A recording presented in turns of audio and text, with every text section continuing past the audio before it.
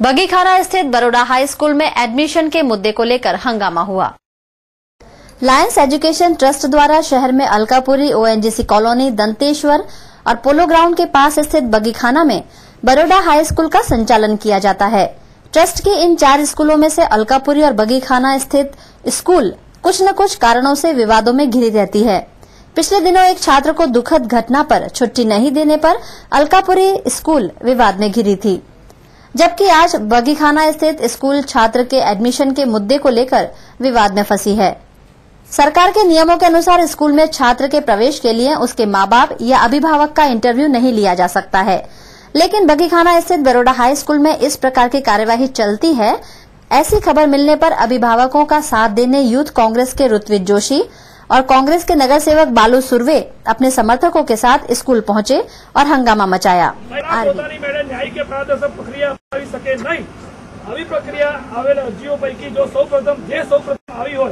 તે પ્રમાણે નક્કી કરાશે, એટલે ફર્સ્ટ કમ ફર્સ્ટ અથવા નક્કી કરી શકે અથવા લોટરી નાખીને નક્કી કરી શકે ડ્રો સિસ્ટમ। એટલે તમે આ જે રિટર્ન ટેસ્ટ મારે તમને એક જ રજૂઆત છે કે જે રિટર્ન ટેસ્ટ છે તમે કેન્સલ કરો અને જે લોકો અહીંયા આવ્યા છે એડમિશન માટે તે તમામના ફોર્મ સ્વીકારો, એ તમારી ફરજ છે અને તમારા વિસ્તારના કઈ તમે બધા અહીંયા વિસ્તારના છો ને, બસ તો કાયદા પ્રમાણે વિસ્તારની આજુબાજુ લોકોને એડમિશન આપવું પડે, એમને ફર્સ્ટ પ્રેફરન્સ એમને જ મળે, બીજાને ના મળે। એટલે આ બધાના એડમિશન તમે લો અને જો તમને એવું લાગતું હોય કે સીટો કરતા તમારી પાસે એપ્લિકેશન વધારે આવી છે તો આ બધાની વચ્ચે જાહેરમાં ડ્રો કરો, પબ્લિકને બોલાવીને વાલીઓને બોલાવીને જાહેરમાં ડ્રો કરો, બધાને સંતોષ થાય, કોઈ બંધ વાળે કશું થાય નહીં।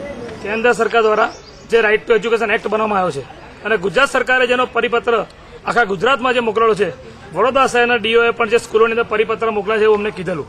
આજે બરોડા સ્કૂલ બગીખાના પાસે જે સ્કૂલ બરોડા આવી છે એમાં રિટર્ન ટેસ્ટ લેવામાં આવ્યો, કાયદાની વિરુદ્ધમાં કામ કરવામાં આવ્યું, નાના છોકરાઓનો ઇન્ટરવ્યુ લેવામાં આવ્યો, રિટર્ન ટેસ્ટ લેવામાં આવ્યો। જ્યારે અમે શાળાના સત્તાધીશોને રજૂઆત કરવા આવ્યા કે તમને આ કાયદાનું જ્ઞાન છે કે નહીં, તો અમને એવું કીધું કે પરિપત્ર અમને મળ્યો નથી સરકારનો।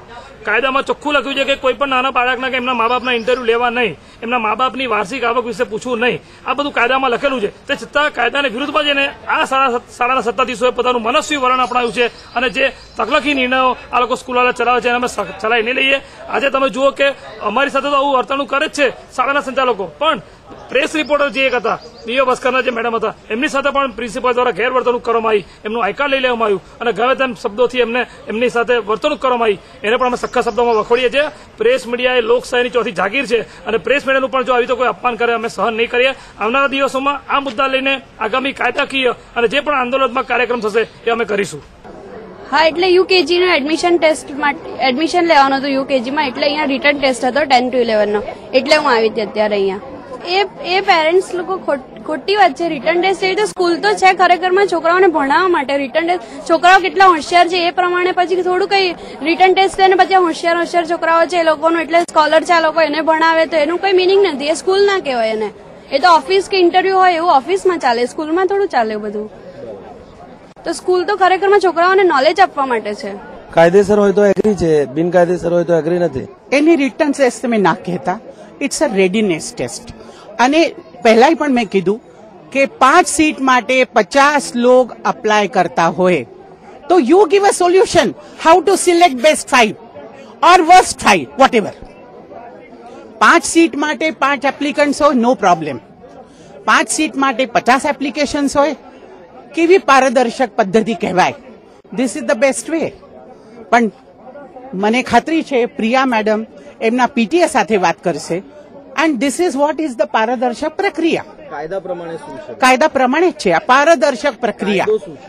કાયદો એ છે as far as my knowledge goes કે જે પ્રક્રિયા તમારી હોય પારદર્શક પ્રક્રિયા હોવી જોઈએ। અને અહીંયા વાલીઓને જયારે મેં વાત કરી કે ભાઈ ડ્રો કરી શકાય ત્યારે તમે પોતે સાંભળ્યું હશે કે વાલીઓમાં ગભરામણ થઈ ગઈ કે ધારો કે 10 સીટ છે 50 ફોર્મ, મારા બાળકનું નામ ના આવે તો।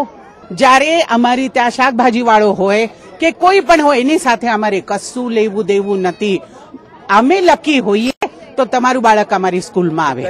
स्कूल में हुए हंगामे की खबर मिलते ही मीडिया कर्मी स्कूल पहुंच गए। गुजराती दैनिक दिव्य भास्कर की संवाददाता के साथ स्कूल की आचार्य प्रिया मखीजानी ने दुर्व्यवहार किया। आखिरकार उन्होंने माफी भी मांग ली।